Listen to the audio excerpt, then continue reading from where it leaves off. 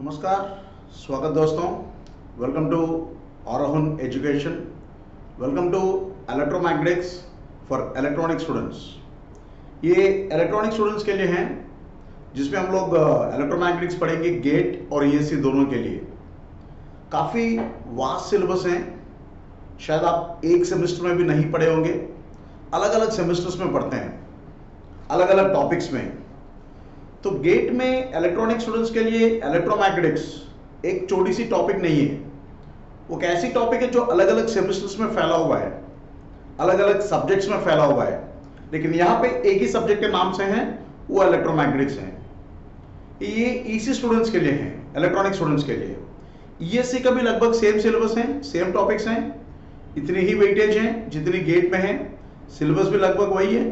So let's look at the syllabus. देखते हैं कि सिलेबस में होता क्या है। और मार्केट में काफ़ी अफवाहें हैं कि वो टॉपिक नहीं है, ये टॉपिक नहीं है। ऐसा कुछ नहीं है। कुछ ऐसे टॉपिक्स होंगे जहां से क्वेश्चंस कम आए होंगे, क्योंकि टॉपिक से टॉपिक रिपीट करना मुश्किल है हर बार। There are 1000 topics in GATE, considering each subject you have at least 50-60 topics. हर एक सब्जेक्ट में 12, हर एक सब्जेक्ट में 50 टॉपिक्स तो होंगे ही। Every topic can not be uniformly covered. Chapters की बात नहीं करो, चैप्टर से 5-6 चैप्टर्स होंगे, लेकिन उस चैप्टर में फिर सब टॉपिक्स, फिर सब टॉपिक्स, तो ऐसे मिला के कुल काफी टॉपिक्स होते हैं। तो इसलिए हर टॉपिक रिपीट नहीं होता है हर साल। सो otherwise every topic is got uniform weightage. आपको तो हर टॉपिक पढ़ के ही जाना है, क्या पता आप ही के साल में वो टॉपिक आ जाए। तो ऐसे अगर आप देखेंगे तो स्टैटिक इलेक्ट्रोमैग्नेटिक्स में सबसे पहला, मतलब इलेक्ट्रोमैग्नेटिक फील्ड्स में सबसे पहला टॉपिक होती है स्टैटिक इलेक्ट्रिक फील्ड और static magnetic field. Static electric and magnetic fields, static fields.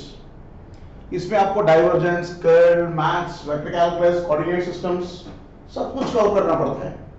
You have to learn everything in this, starting from Coulomb's law to Maxwell's equations, it covers everything. The second topic is electromagnetic waves. सबसे आसान है, सबसे simple भी है, electromagnetic waves. Third topic is transmission lines. Transmission lines जो voltage and current waves के बारे में है। तो इलेक्ट्रोमैग्नेटिक वेव से हटके वोल्टेज एंड करंट वेव्स। तो चौथा टॉपिक वेव गाइड्स, जो इससे काफी सिमिलर है। और आखिरी टॉपिक होती है, फिफ्थ टॉपिक इज एंटेनास। अब इसमें क्या है, ये थोड़ी सी बेसिक है and it take 40% of the time, और जबकि ये 60% टॉपिक्स। और क्वेश्चंस आएंगे इसमें से तकरीबन 4 से 5, तो इसमें से 1 या 2। सो समझ लीजिए कि जो 7 या 6-7 क्वेश्चन है गेट में हर एक सब्जेक्ट से, वो तकरीबन इसी से आते हैं। इसीलिए बच्चे इसको पढ़ने से भी थोड़ी they are afraid of this, थोड़ी पढ़ने से डरते हैं। बट ऐसा कोई नहीं है, आपको हर टॉपिक बराबर नजर से देखना चाहिए। स्टैटिक फील्ड्स में शायद सिलेबस ज्यादा है या इलेक्ट्रोमैग्नेटिक वेव्स आसान है, but you have to look at every topic uniformly. So let's start today's class by looking at what should you go through in static fields, what should you go through in this. The next is textbooks क्या पढ़ना चाहिए। एक और doubt आती है कि sir हम text क्या पढ़ें। सिंपल सी बात है, कोचिंग के लिए आ रहे हैं आप, तो कोई टेक्स्ट बुक से ज्यादा टीचर का नोट्स पे ध्यान दीजिए। टीचर का नोट्स काफी रिफाइंड है, कंडेंस्ड है, बेहतरीन ऑर्डर में होती है। So you don't need really textbooks here. More than textbooks, you should believe on the teacher's notes. सब प्रैक्टिस कैसे करें, फिर आपने तो कुछ क्वेश्चंस पढ़ा दिया, उसके बाद प्रैक्टिस कैसे करें, उसके लिए देयर बी प्रैक्टिस सेट और प्रीवियस ईयर क्वेश्चंस। ये कर लो तो काफी है, काफी मॉडल्स कवर हो जाएंगे, और टीचर के प्रैक्टिस सेट, टीचर का जो मॉडल्स है, टीचर का जो वर्कबुक है, इससे हो जाएगा। 99% we cover every possible model here, so not much of text books. तो आप खुद का प्रैक्टिस करना चाहते हैं तो you can take the previous year questions. आप हर मॉडल कवर करना चाहते हैं तो टीचर का नोट्स देख लीजिए।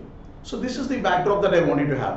Sir textbooks will be helpful ना, that is for the experts. एक दो बार थोड़ी एक्सपर्टाइज आने के बाद टेक्स्ट बुक्स जरूर काम आएंगे, बट शुरुआत में you have to believe the teachers notes. So on this basis I hope you understand. we'll try to start the syllabus.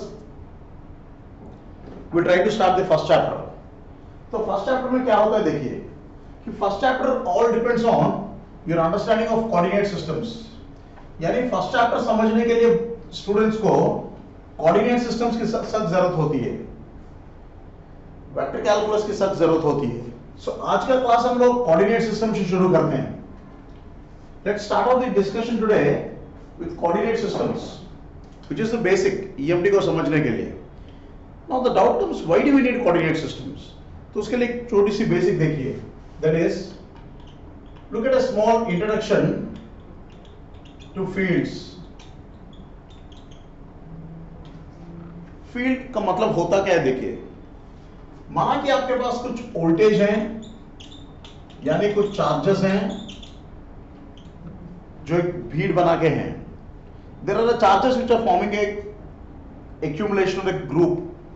This is the what something that you find in conductors. और ये charges होते हैं अक्सर conductors में. तो माना कि conductor है जिसमें चार्ज वोल्टेज दिया हुआ है.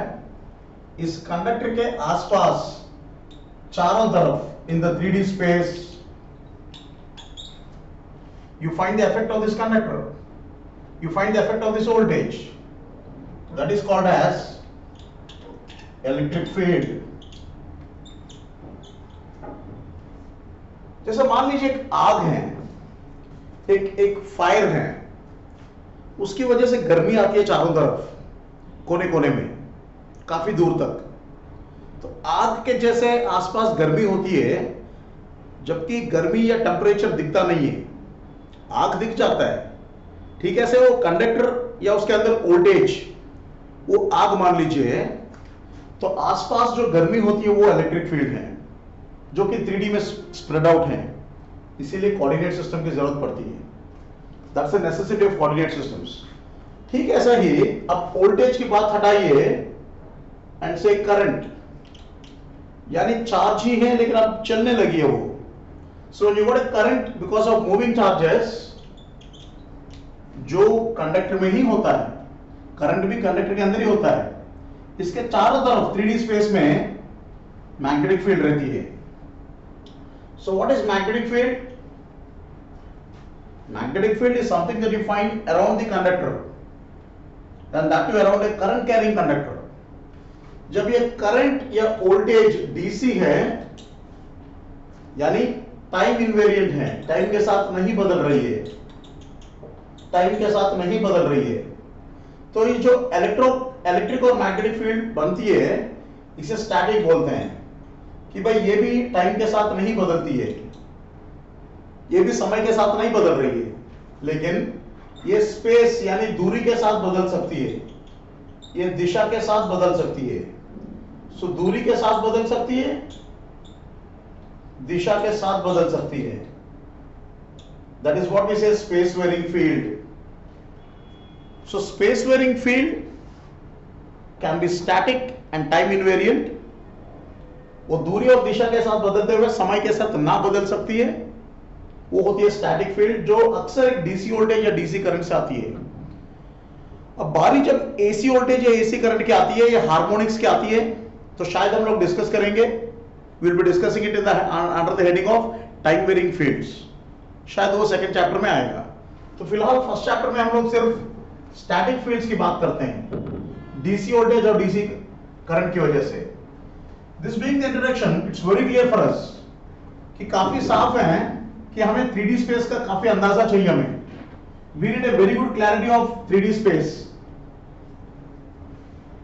वरना वो इमेजिनेशन हो जाती है. 3D स्पेस का अंदाजा नहीं है तो इमेजिनेशन हो जाती है. Everything becomes totally awkward. So what we do is to avoid this imagination, we convert it into maths. We convert it into the maths of 3D space. So that is called as coordinate systems. So coordinate systems is all about understanding 3D space mathematically. Instead of saying पीछे है, आगे है, वहां है, नीचे है, यहाँ है, वहां है, we say there is a field at 3,4,3, there is a strength at 8,9,6. तो मैथमेटिक्स में बदलना इमेजिनेशन को, ये होती है coordinate system. So coordinate system is a mathematical modelling. It's a way of referring, it's a way of expressing points या geometries या shapes, या तो पॉइंट्स या तो shapes. It's a way of expressing points और geometries in a 3D space from a known reference. So माना कि reference हमें पता है, given that we have a known reference, उस reference के जरिए हमारी points को express करना, ये होती है coordinate system का मतलब. This coordinate system helps us to remove imagination. तो कैसे कैसे coordinate systems हो सकते हैं? Coordinate systems इस reference के basis पे होते हैं, यानी किसके बारे में आप पढ़ रहे हो वो होती है हमारे रेफरेंस, उसके बेसिस से कोऑर्डिनेट सिस्टम लेना चाहिए. अगर आप कोई पॉइंट चार्ज की बात कर रहे हो तो शीट वाली रेफरेंस कोऑर्डिनेट सिस्टम नहीं लेना चाहिए. अगर आप लाइन की बात कर रहे हो तो पॉइंट वाली कोऑर्डिनेट सिस्टम की बात नहीं करना चाहिए. तो जो रेफरेंस या जिस ज्योमेट्री के बारे में आप पढ़ रहे हो ऐसी कोऑर्डिनेट सिस्टम होना चाहिए. So suppose if I have 3 infinite sheets, मेरे रेफरेंस के अंदर एक शीट्स हैं, यानी मेरे पास प्लेनार ज्योमेट्री है, यानी मुझे प्लेन्स के बारे में पढ़ना है. I've got reference as planes or reference as sheets, then I use Cartesian coordinate system. तो कार्टेशियन कब यूज करते हैं? कार्टेशियन तब यूज करना चाहिए जब आपके पास प्लेनार ज्योमेट्री हो हैंडल करने के लिए, कैपेसिटर प्लेट्स हो, या आपके पास कोई शीट चार्ज हो, या आपके पास कोई वेव गाइड हो, रेक्टेंगुलर वेव गाइड हो, तो कार्टेशियन कोऑर्डिनेट सिस्टम यूज कीजिए. ऐसे ही अगर आपके पास वन इनफिनिट लाइन है, I have one infinite line, मेरा मतलब मैं किसी लाइन चार्ज की बात कर रहा हूं, तो यूज सिमेट्रिकल कोऑर्डिनेट सिस्टम. यानी एक्सियल ज्योमेट्री की बात करो, एक्सियल ज्योमेट्री की बात कीजिए तो सिलेंड्रिकल कोऑर्डिनेट सिस्टम. और अगर आपके पास रेफरेंस एक सिर्फ पॉइंट है, मात्र पॉइंट से सबको एक्सप्रेस करना है, from a point you got to express everything, then when you have one single point it is called as spherical coordinate system. तो स्फेरिकल कोऑर्डिनेट सिस्टम कब बोलते हैं? जब आपके पास एक सिंगल से पॉइंट हो, when you have to refer everything with this point. So these are the 3 coordinate systems which purely depend on the choice of your reference. आपके रेफरेंस पे डिपेंड करती है कि आप पॉइंट चार्ज हैंडल कर रहे हो या स्फीयर चार्ज हैंडल कर रहे हो, सिलेंडर हैंडल कर रहे हो या लाइन हैंडल कर रहे हो, या शीट हैंडल कर रहे हो या गाइड हैंडल कर रहे हो, कौन सी ज्योमेट्री हैंडल कर रहे हो, it depends on that. I hope I'm very clear with this. Now the continuation is what will be the parameters. कौन सी पैरामीटर्स के जरिए एक एड्रेसेस बनते हैं, या कौन सी पैरामीटर्स यूज करके, कौन सी चीजें यूज करके आप उनका नाम देते हो या लोकेट करते हो, तो वो होते हैं पैरामीटर्स. यहाँ पे एक्स वाई जेड बोलते हैं पैरामीटर्स, जिनके जरिए ये कोऑर्डिनेट सिस्टम में एड्रेसिंग होती है. एड्रेस करने का तरीका इनसे होता है. यहाँ पे रो फाई जेड होता है, इनके जरिए एड्रेस करते हैं. तो यहाँ पे आर थीटा फाई के जरिए. So the addressing mechanism completely depends on the coordinate system and the parameters. ऐसा ही अगर आपको वेक्टर को भी एक्सप्रेस करना है, इनसे स्केलर से कंप्लीट है, वेक्टर्स भी चाहिए तो इनके यूनिट वेक्टर्स भी लेते हैं, a r a theta a phi. यानी डायरेक्शन सहित अगर आपको बताना है कोई भी चीज तो यूनिट वेक्टर्स भी जरूरी होता है, ए एक्स ए वाई ए जेड, कभी कभी कैप भी बोलते हैं. तो जो भी है नोटेशन, आप यूनिट वेक्टर्स के जरिए वेक्टर्स को कंप्लीट करते हो, पैरामीटर्स के जरिए स्केलर से एक्सप्रेस करते हो. दूरी चाहिए तो पैरामीटर्स काफी हैं, डायरेक्शन के साथ चाहिए तो यूनिट वेक्टर्स भी चाहिए. So depending on what are you referring, what are we accessing, we may sometimes need the unit vectors as well as the parameters. So this is coordinate systems. इस coordinate systems के खास बात क्या है कि तीनों ही coordinate systems orthogonal और orthonormal माने जाते हैं. तीनों ही कोऑर्डिनेट सिस्टम्स ऑर्थोगोनल हैं और ऑर्थोनॉर्मल भी हैं. So all the three coordinate systems are orthonormal orthogonal coordinate systems, यानी इनके बीच में एंगल 90 डिग्रीज होता है. वो डायरेक्शन कोई भी हो, कोई भी कोऑर्डिनेट सिस्टम हो, उनके बीच में एंगल 90 होता है. तो what is ax dot ay? पक्का 0 है. But what is ax cross ay? It will B az. तो एंगल 90 होने की वजह से डॉट प्रोडक्ट पक्का 0, क्रॉस प्रोडक्ट तीसरा होता है. The cross product is going to be the third and so on it continues. ये सीक्वेंस बहुत जरूरी है यहां पे. तो y क्रॉस z कहिए तो it's going to be x, z cross x कहिए तो it's going to be y. ठीक है. ऐसा ही अगर आप ax डॉट ax करेंगे तो 1 आएगा, लेकिन ax क्रॉस ax करेंगे तो 0 आएगा, क्योंकि ये sin थीटा डिपेंडेंट है और ये cos थीटा डिपेंडेंट है. So this is the importance of orthogonal orthonormal coordinate system, and this applies even for the other coordinate systems also. That is, you may have x y z as the condition, वहां पे rho phi z भी हो या r theta phi भी हो. यही right handed sequence बोलते हैं. This is what is called as right handed sequence. So they are orthogonal to each other in a right-handed manner. X, Y, Z, rho phi Z, r theta phi. ये right hand क्या होता है? How to use your right hand? As we come into the coordinate systems, I'll show you. कि Cartesian में right hand का use कैसा होता है? ऑर्थोगोनैलिटी दिखाने के लिए. सिलेंड्रिकल में कैसा होता है? वो देखेंगे हम लोग. So I hope we can start coordinate systems now. We can start Cartesian coordinate system. तो देखते हैं कि Cartesian coordinate system क्या होता है, ऑर्थोगोनैलिटी क्या होती है, ऑर्थोनॉर्मैलिटी क्या होती है. ये सब इंप्लीमेंटेशन में देखते हैं अभी. Let's look at them in each coordinate system individually, how it is actually implemented.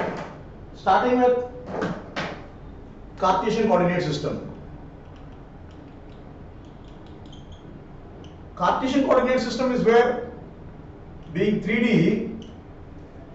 ये 3D होने की वजह से जब आप कोई 2D स्क्रीन पे, 2D पेपर पे या कभी भी आप 2 डायमेंशंस में पढ़ रहे हो तो plot 2 dimensions at a time.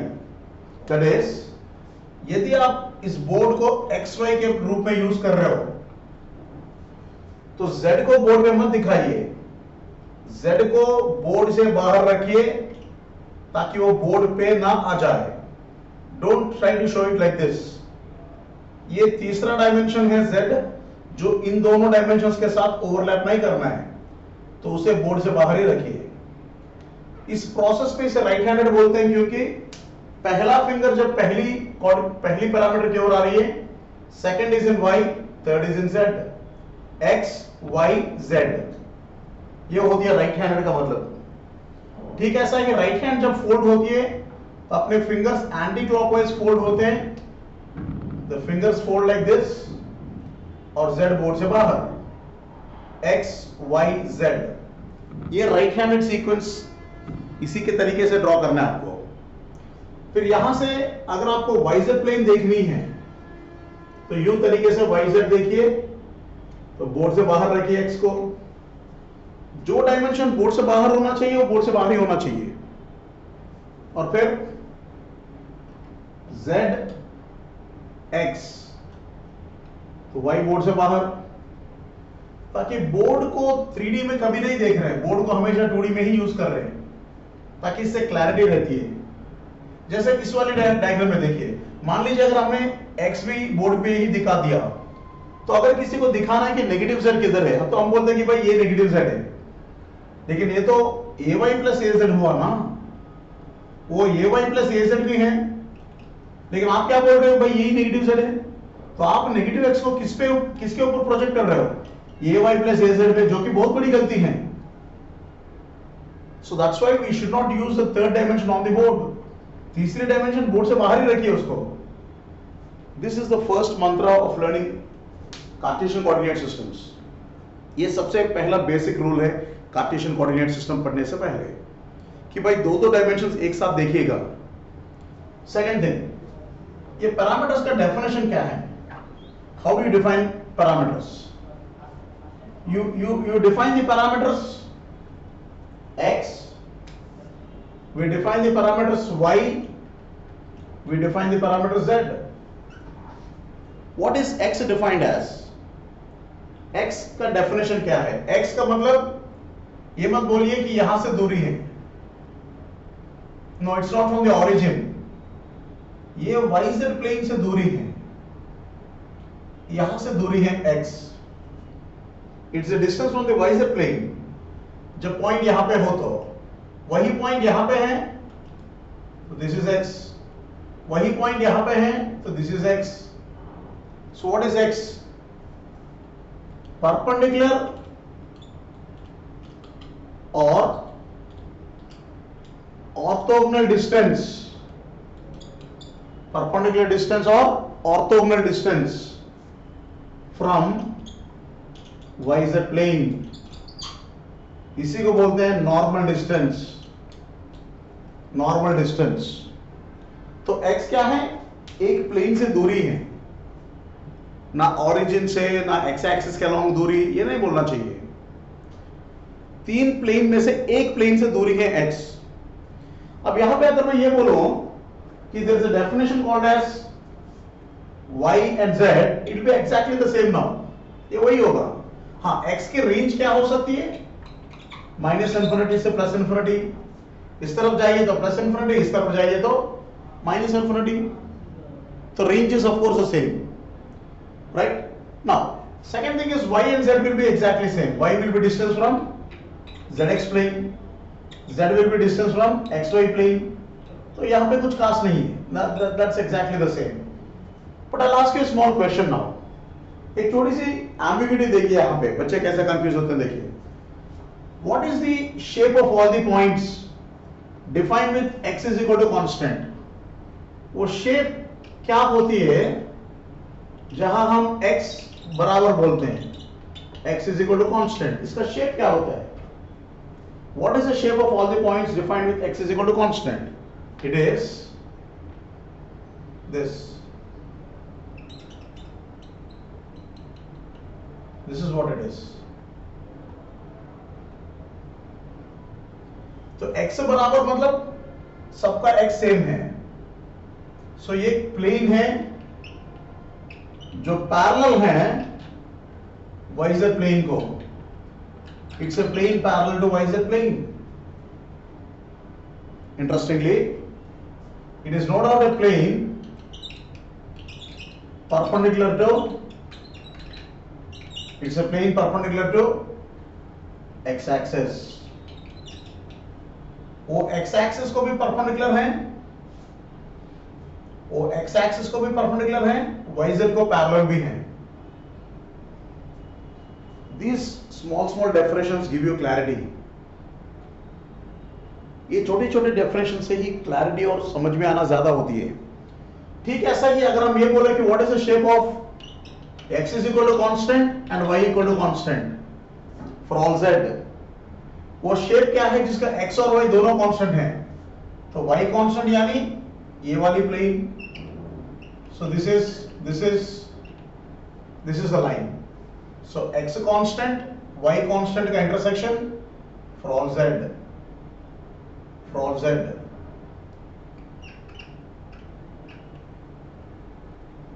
तो ये हो गया एक line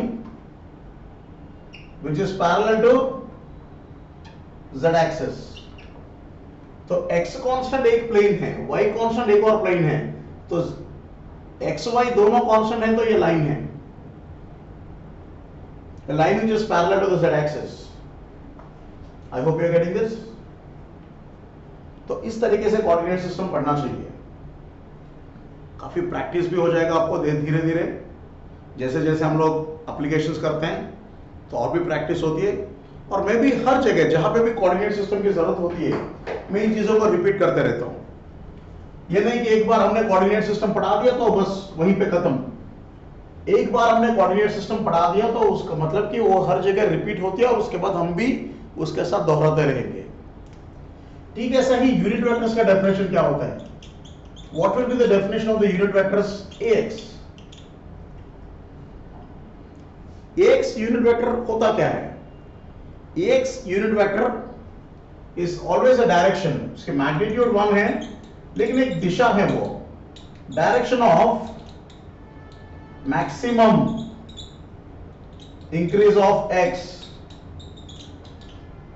x is a direction of maximum increase of x. जिस ओर जाने से एक्स सबसे ज्यादा बढ़ती है वही एक्स है. तो आप वाइजर प्लेन से जाते रहिए, यूं जाइए, यूं जाइए, यूं जाइए और यूं. Go from YZ plane in any of this directions for a given distance. एक दूरी पे आप इस दिशा में जाएंगे तो सबसे ज्यादा जाएंगे. So if you go like this, you go maximum away from YZ plane. तो इस दिशा में जाने से आप सबसे ज्यादा एक्स को इंक्रीज करते हो. तो यही है. So X is always normal यानी परपेंडिकुलर. सो एक्स है हमेशा परपेंडिकुलर या normal to YZ plane. So वो दिशा है जिसमें जाने से एक्स बढ़ती है. So it is normal to YZ plane. यानी एक्स वो डायरेक्शन है, एक्स वो डायरेक्शन है which is perpendicular to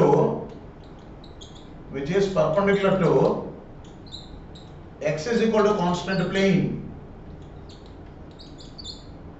It is also perpendicular to x is equal to constant plane. यानी इसको भी परपेंडिकुलर होती है क्योंकि वाइजर भी तो वही है.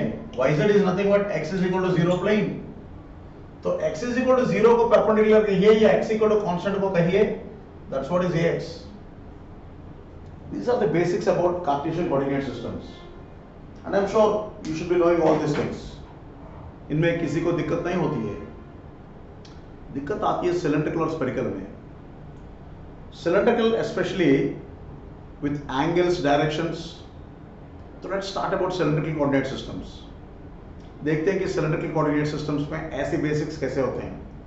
ऐसा ही बेसिक्स पढ़ेंगे हम लोग, उसके बाद we'll go to something advanced. So let's look at cylindrical coordinate systems. So let's look at cylindrical coordinate systems. What happens in cylindrical coordinate systems is your reference is one infrared line. Your reference is one line called as z-axis. और इस z-axis के अलावा आपके पास कुछ नहीं होता है. इसी के आजू बाजू हर पॉइंट को एड्रेस करनी है, इसी के आसपास हर पॉइंट को एड्रेस करनी है. So given that my z-axis is only there, we can take its center as z equal to 0. उसके सेंटर ले सकते हैं z equal to 0 भी. तो ये z-axis हुआ, ये उसकी सेंटर है. यहां से हर पॉइंट को एड्रेस करना है यूजिंग रो या फाई या z. या तो आपको रो यूज करना है, या तो फाई यूज करना है, या तो z यूज करना है. तो what is rho called as? Rho is the distance from the z-axis. Rho is the distance from the z-axis. यहां से दूरी है rho, perpendicular distance. So rho is radial distance. Rho is perpendicular distance. Rho is radial distance or perpendicular distance. कहां से? From the z-axis. तो z-axis से दूरी है. तो रो अगर पता है तो हमें क्या पता है कि कहीं भी एक रो दिया हुआ है हमें, तो ये पता है कि वो इस दूरी पे है. It's at a constant distance that we know. It's at this distance. And it can be on this side also. वही दूरी इधर भी हो सकती है, इधर भी.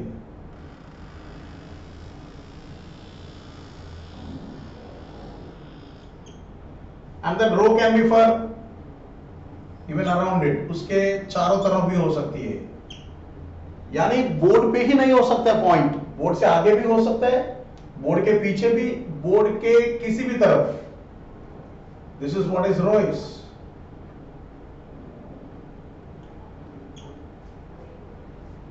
This is what rho is.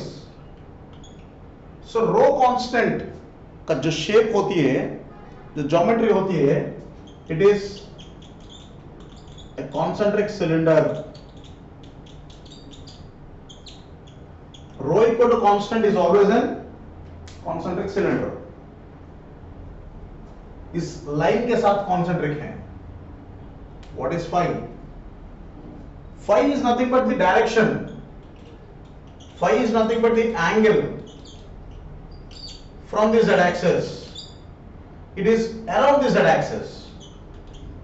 Z-axis के चारों तरफ, यानी आप इस फाई पे हो, यानी बोर्ड पे हो. This is one phi, phi of some 0 degrees. तो बोर्ड के पीछे जो पॉइंट्स हैं उनकी फाई बढ़ती है, ये वाले पॉइंट्स, ये वाले पॉइंट्स. और ठीक जो बोर्ड के पीछे हैं, एकदम पीछे, वो फाई 90. तो ये बोर्ड पे जो अगले पॉइंट्स हैं यहां पे, this is phi equal to 180. Phi equal to 180. So phi 0 board का एक तरफ, फाई 0 टू 180 पीछे, 180 से 360 आगे, पीछे एंड देन आगे. So phi is the direction और the angle around z axis. तो कोई भी z एक्सिस हो तो यहां से कितनी दूर पे हो और कौन सी दिशा में हो, कौन सी दिशा में है, कौन सी दूरी पे है. What is z? z is at what height you are. z ये ऊंचाई है. तो यहां से दूरी, दिशा तो ऊंचाई. z is a height. Height along the z axis. तो इससे आपके हर पॉइंट का एड्रेस कंप्लीट है. Every point is identified with this. कोई भी पॉइंट के एड्रेस इससे कंप्लीट है. So what is the logic is this, कि कोई भी लाइन है आपके पास, तो लाइन से दूरी, हाइट और दिशा, इससे कोई भी पॉइंट का एड्रेस पता हो जाती है. रो का रेंज कहां से कहां तक? रो z एक्सिस से शुरू इन्फिनिटी तक, तो 0 टू इन्फिनिटी. z सेंटर में डिफाइंड, नीचे माइनस इन्फिनिटी, ऊपर प्लस इन्फिनिटी. फाई 0 से शुरू, फिर 0 पे खत्म, यानी 0 से 2 पाई 360, चारों तरफ 0 to 360. This is how you identified. इस तरीके से आइडेंटिफाई करते हैं. लेकिन यहां पे एक दिक्कत होती है कि ये फाई इक्वल टू 0 को हम राइट में ले रहे हैं, क्यों ना यहां पे ले लें. तो फाई इक्वल टू 0 को कैसा लेना चाहिए, कहां पे लेना चाहिए, ये दिक्कत आती है. तो फाई इक्वल टू 0 को लेने में दिक्कत होती है. That is why we mix up this with Cartesian coordinate system. अक्सर यहां पे कार्टेशियन का भी रोल होता है. What we do is, if this is that axis, if this is y and if this is x, ये z axis है, ये y है, तो ये x है. तो z के अराउंड होती है phi. This is how phi is. Phi is around z axis.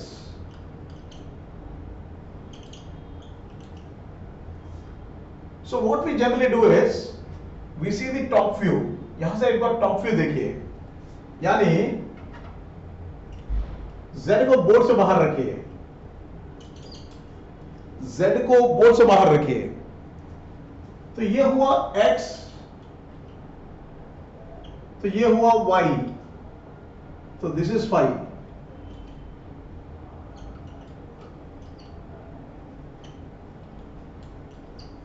तो फाई उसके अराउंड है. तो जहां x एक्सिस है वहां लीजिए फाई इक्वल टू 0. जबकि phi can be taken from anywhere, क्योंकि वो अराउंड z एक्सिस होती है. So phi is always around z axis and starts from X axis, ये याद रखिए।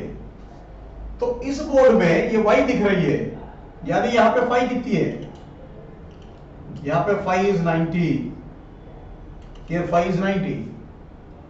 तो इस तरफ कितना है,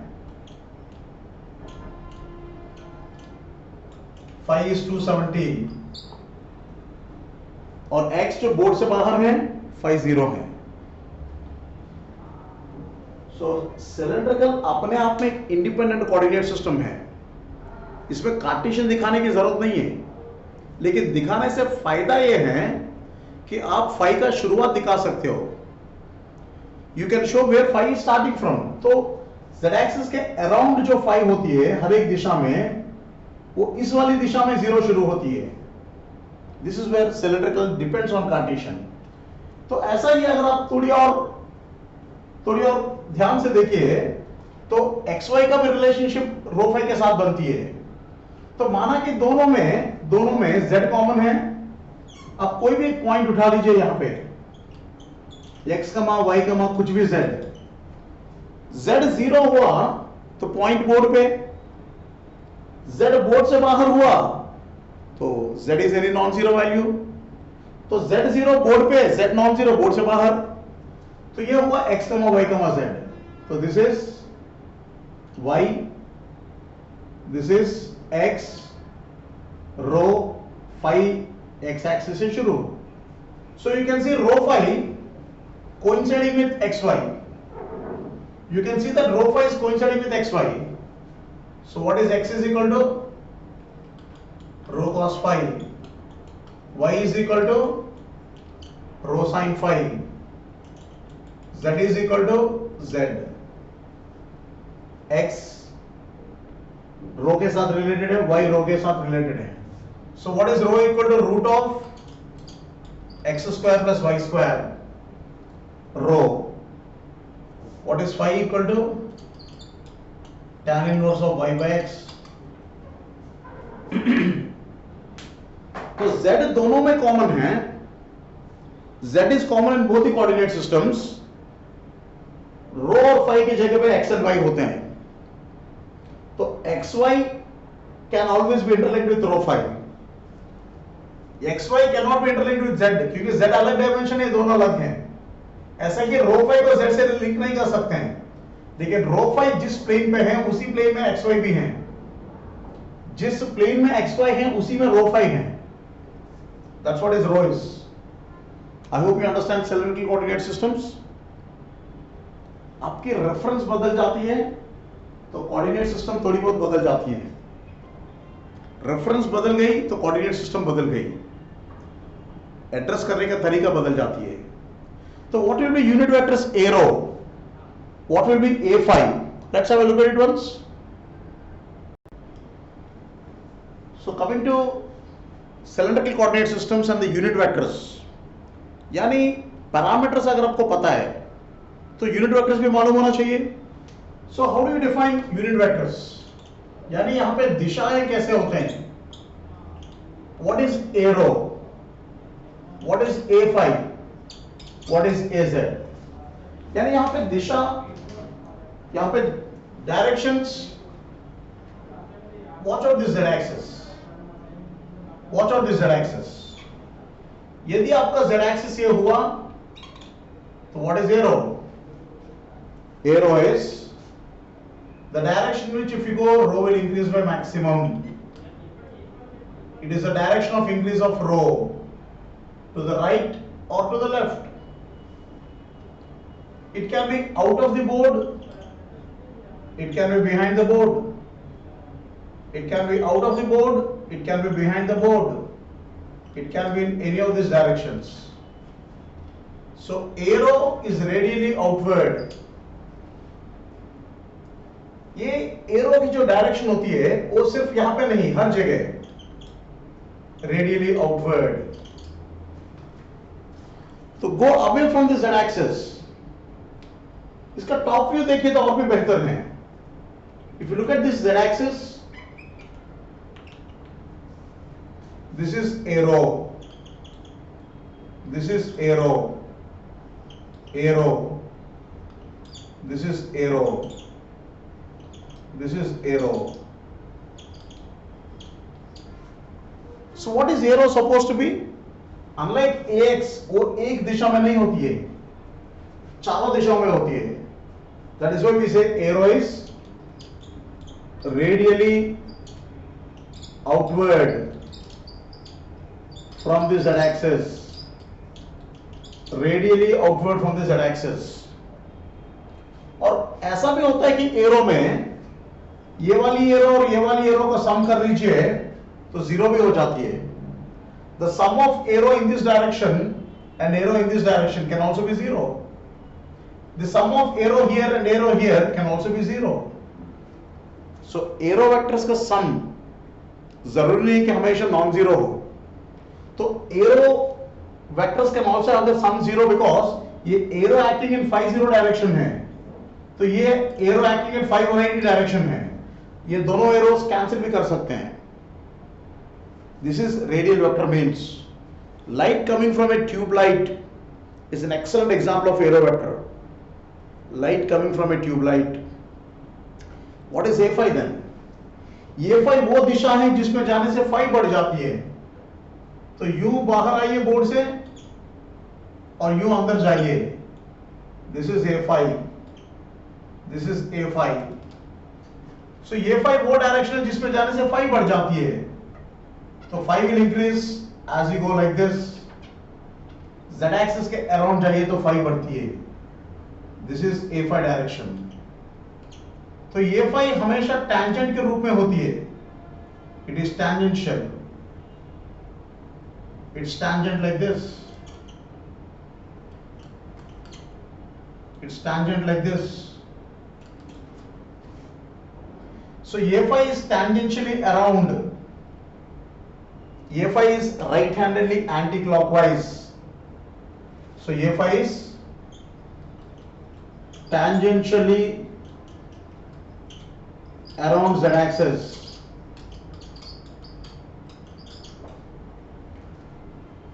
तो ये phi is always around z-axis like this, around. तो ध्यान दीजिएगा, एरो ये phi को परपेंडिकुलर है, एरो ये phi को परपेंडिकुलर है, एरो ये phi को परपेंडिकुलर है.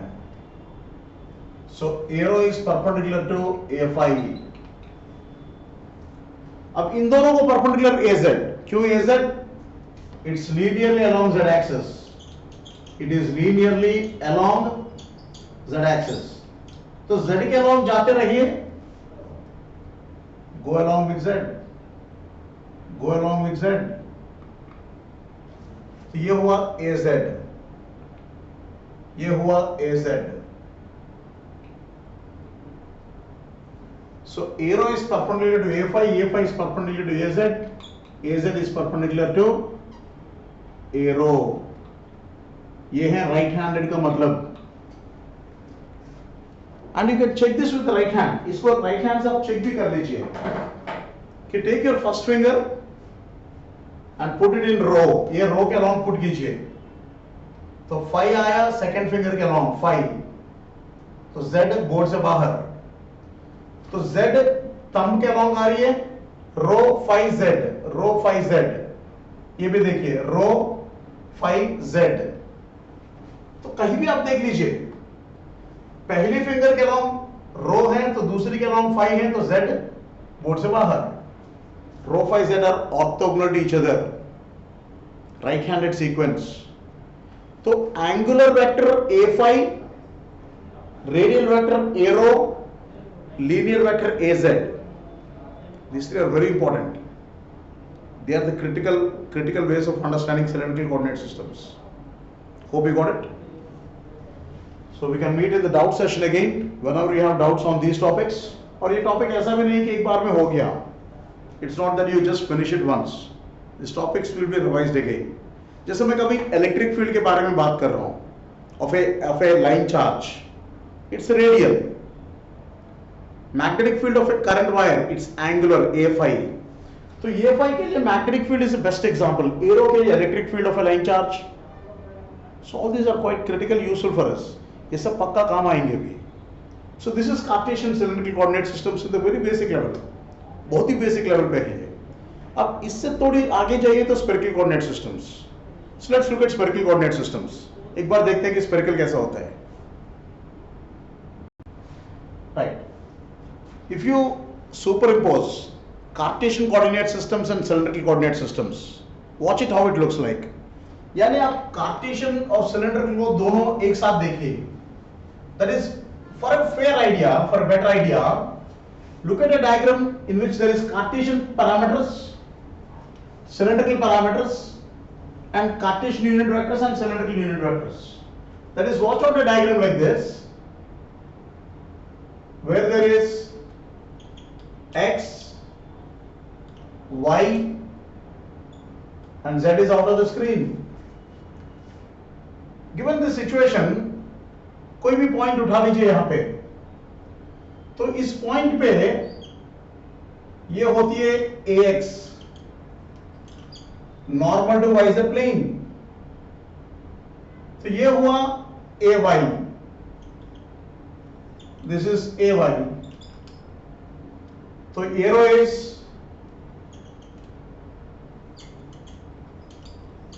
radial from z axis, this is a phi। so very clearly a phi और एरो अपने आप में एक orthogonal combination, because a phi is angularly surrounded, ये a phi का डायरेक्शन है।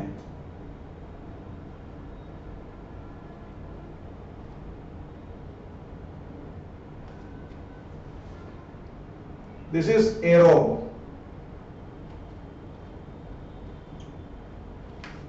So arrow and a phi is one orthogonal combination।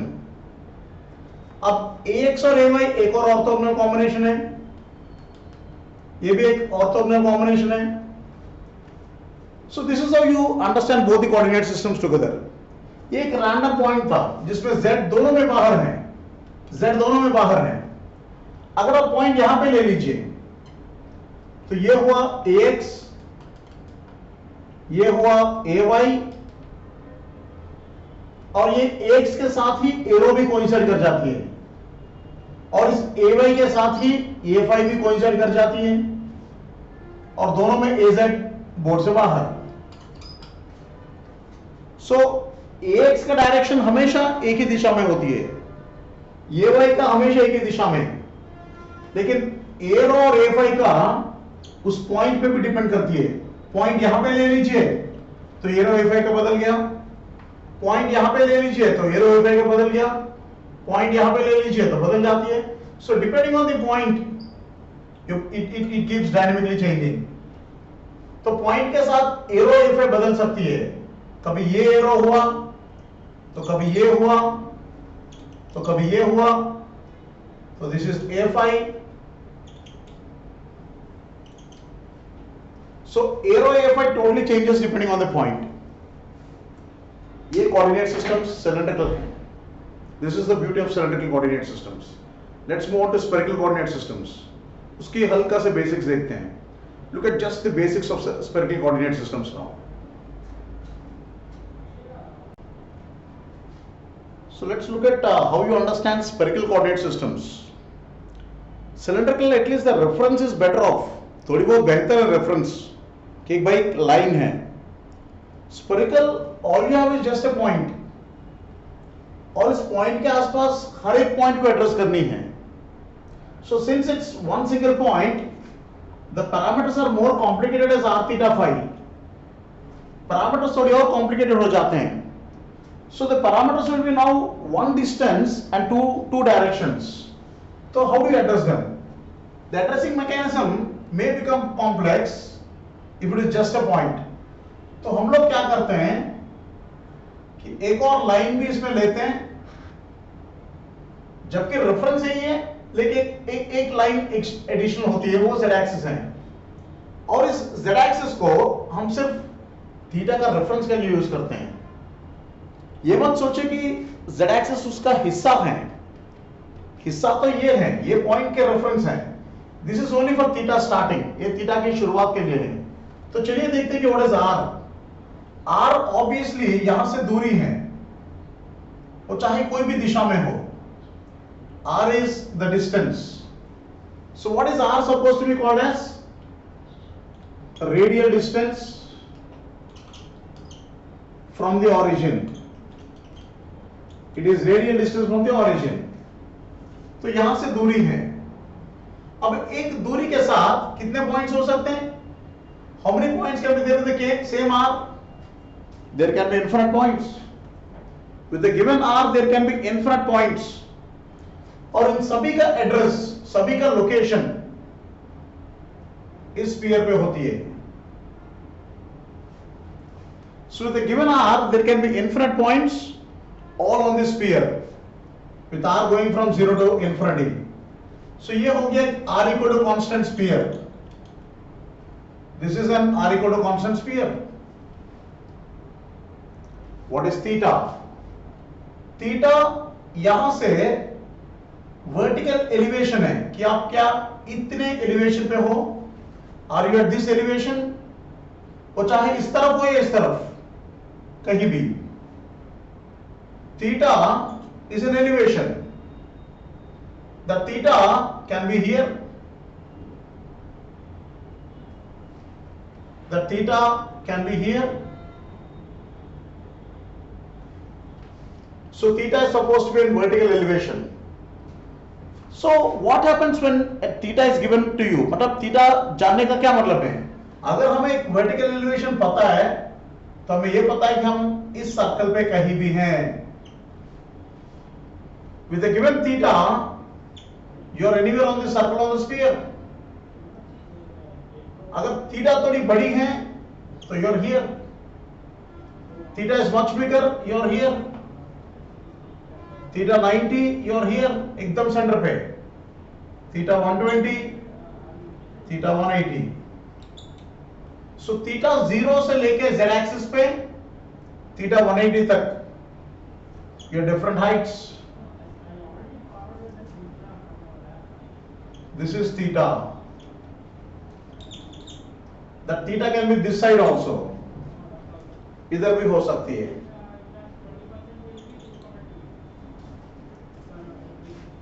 So theta is vertical elevation from the point, from the origin. यहां से vertical elevation है। जैसे मान लीजिए मेरी आंखें हैं, ये ओरिजिन है, ये अलग अलग थीटास हैं। These are different different thetas. वो इस तरफ भी हो सकता है, इस तरफ भी हो सकता है, इस तरफ भी हो सकता है, पीछे भी हो सकता है। So theta is vertical elevation. So what is theta? Vertical elevation of the point from the origin. So theta is vertical elevation of the point from the origin, और इसके range 0 to pi. And interestingly, the point to note here is this. यहाँ से सबसे बड़ी point ये है कि r equal to constant is a sphere. ये r equal to constant का नतीजा। अब थीटा भी कांस्टेंट है तो what do you know? You get a circle on the sphere.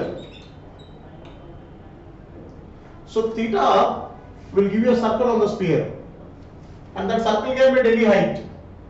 This is theta 10 degree circle, 30 degree circle, 60 degree circle, 90 degree circle, 120 degrees, 150 degrees, and 180 degree circle. So this is 10 degrees circle, 30 degree circle, 60, 90, इस तरफ भी 120, 150. So any of these heights you have a theta. What is phi? Phi is around z axis. Phi is around z axis. So what is phi? Horizontal direction. Horizontal direction around the origin. Phi is around origin. So phi always goes from 0 to 2 pi. Theta is 0 to pi, phi is 0 to 2 pi. So that every point is different phi. इस circle पे अलग अलग points पे. I hope you got the point. I hope the logic is very clear. So look at once again what is r theta phi. Origin से दूरी है r. Origin से दूरी है. Vertical elevation is theta. Horizontal is phi. Horizontal is phi. Vertical is theta. This completes a set of coordinate system. This is how you understand it. So look at what the logic is. The logic is this. If you have only origin,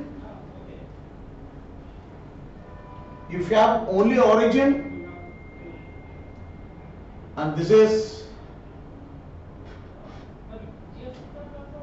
z-axis,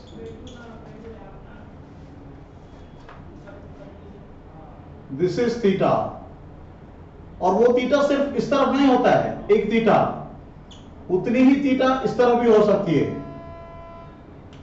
So theta is not just on the board, theta is out of the board also. So this is all the points with the same theta. ये पूरे points हैं for a given r. For a given r.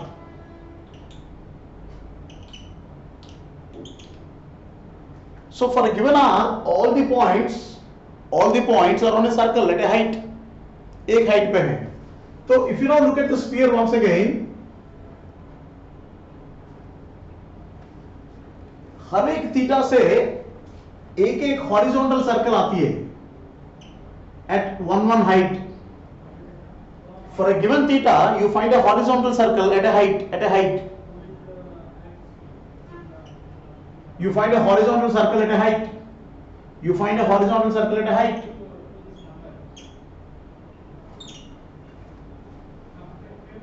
Now after this, different phis. Different phis. I hope you understand this, students. R theta phi. Horizontal angle, vertical angle and radial distance. This being the summary of how you start from z-axis. Z-axis से शुरू होती है theta और खत्म होती है z-axis पे. Theta z-axis पे शुरू होती है और z-axis पे ही खत्म होती है. phi z-axis के around होती है. So simple is coordinate systems, right? So if you understand these coordinate systems, how can you mix up with cylindrical? Cylindrical के साथ कैसा mix up कर सकते हो उसे? Very simple. ये z-axis है, cylindrical में भी है, उसके around phi है. You have z-axis, उसके around phi है. Phi is around it. So the same means cylindrical or spherical also. ये z-axis है, उसके around phi है. So both the coordinate systems are similar. Any questions? Feel free to ask us in the doubt sessions. ये basics हैं, तो यहाँ से आप doubt sessions में आप कुछ भी पूछ सकते हैं. And I'll continue this with the next session on spherical coordinate systems. Spherical हम लोग अगली सेशन में पढ़ते हैं कि इसका cylindrical से क्या ताल्लुक है, Cartesian से क्या ताल्लुक है, and how do you get interconversion done and so on. Very simple, should not be tough at all, right? So hope you got these basics. Right. This basics that we learn now, this basics that we learn will be repeated in different times. अलग-अलग situations में repeat होते रहते हैं. So just look at one small discussion here. छोटी सी extension देखिए यहाँ पे. एक छोटी सी extension है. The extension is a small discussion here. So suppose मान लीजिए ये z-axis है.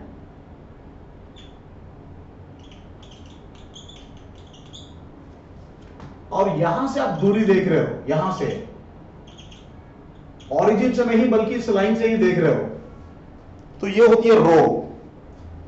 तो अलग अलग फाइस के लिए for a given rho, for different phis for the same rho, you have a cylinder forming.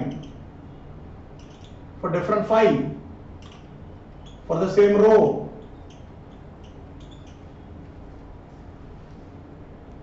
Here also it's the same. Only difference is दूरी यहां से देखते हैं.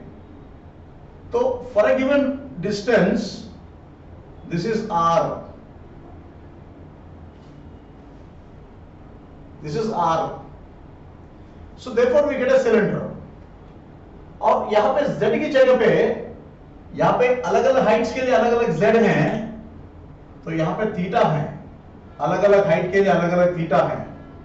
सो इसीलिए थीटा को मैंने एलिवेशन बोल रखा है, because this is theta, this is theta. So theta for different elevations, theta for different elevations. So यहां पे Z, तो यहां पे थीटा. फाई तो दोनों में कॉमन है, फाई तो दोनों में कॉमन है, phi is common in both. So elevation on the sphere is called as theta height. Elevation angle is theta. See you in the next class. Class 2 में spherical, cylindrical, cartesian के बीच में interconversion, फिर वहां से vector calculus की ओर जाएंगे. फिर vector calculus से हम लोग EMT शुरू करेंगे. See you in the next class very soon.